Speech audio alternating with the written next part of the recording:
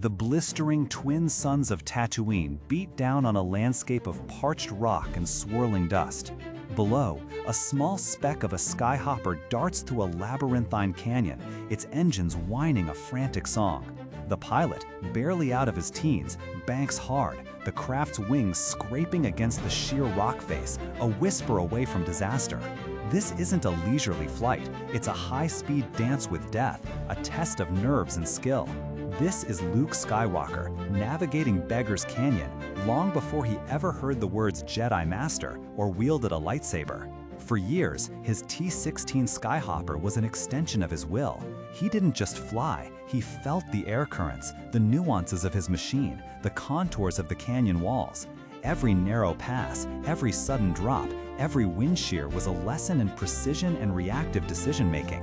These were not the regulated flight lanes of the core worlds, but the wild, untamed skies of the Outer Rim, demanding a raw, intuitive mastery.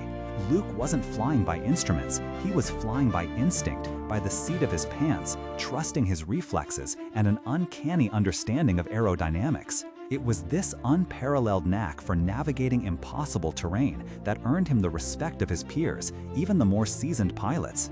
Biggs Darklighter, a man who would later join the rebellion, famously lauded Luke as the best bush pilot in the Outer Rim territories. Think about that for a moment. Not just a good pilot, but the best in a sector teeming with rough and tumble flyers who made their living navigating treacherous conditions. This wasn't an empty compliment, it was a recognition of a truly exceptional talent. This talent, this almost preternatural connection to a starship, wasn't just a byproduct of endless practice. It was, in many ways, an echo, a resonance of a lineage he wouldn't fully understand until much later. A spark of the Force, manifesting in his ability to control machinery with effortless grace. Much like his father before him, though Luke remained blissfully unaware of this profound inherent connection for many years. It was an inherited gift, waiting to be fully awakened, but its earliest expression was found in the cockpit of a humble skyhopper, kicking up dust in a forgotten canyon. Fast forward, light years away from the sandy dunes of Tatooine, to a moment of unimaginable stakes.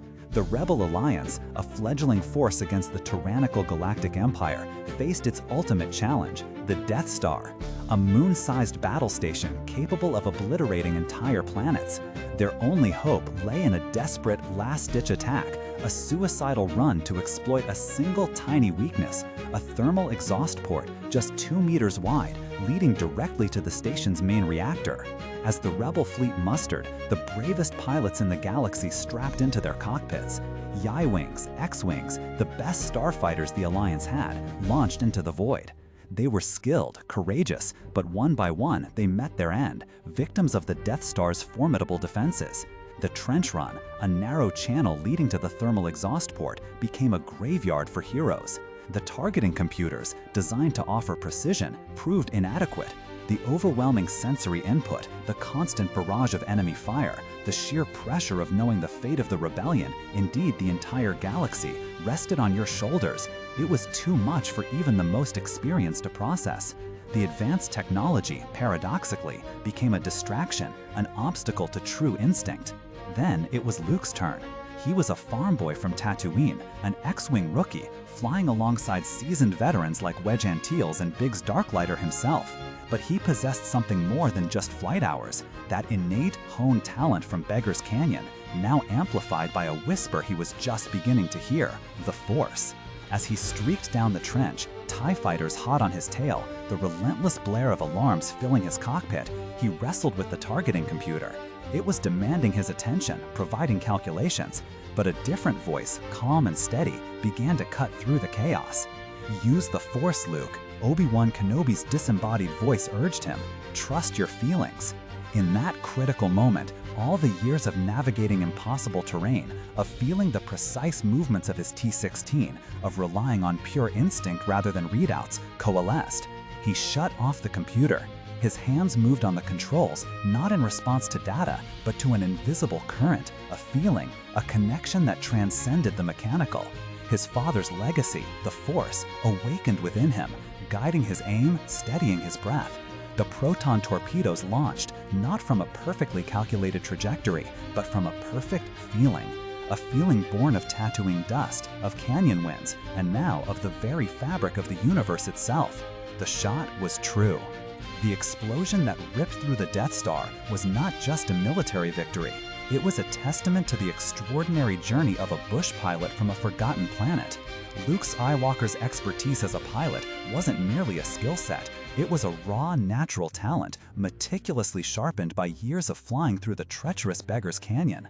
That foundational mastery, combined with his burgeoning connection to the Force, didn't just make him a good pilot. It made him one of the greatest starfighter pilots the galaxy had ever seen, a legend born from the most unassuming origins. His story reminds us that true greatness often stems from humble beginnings, that deeply honed skills can intersect with unforeseen gifts to achieve the impossible. It's a powerful testament to finding your calling, even when you least expect it, and to the profound impact of combining natural talent with a deeper connection to the world around you. What are your thoughts on Luke's journey from Canyon pilot to Death Star destroyer? Do you think his Tatooine experiences were more crucial than his Force sensitivity in that decisive moment, or was it truly an inseparable blend? Share your insights and reflections in the comments below. We'd love to hear your perspective on this pivotal moment in galactic history. And if you enjoyed this journey through a legendary pilot's origins, don't forget to follow for more tales from a galaxy far, far away.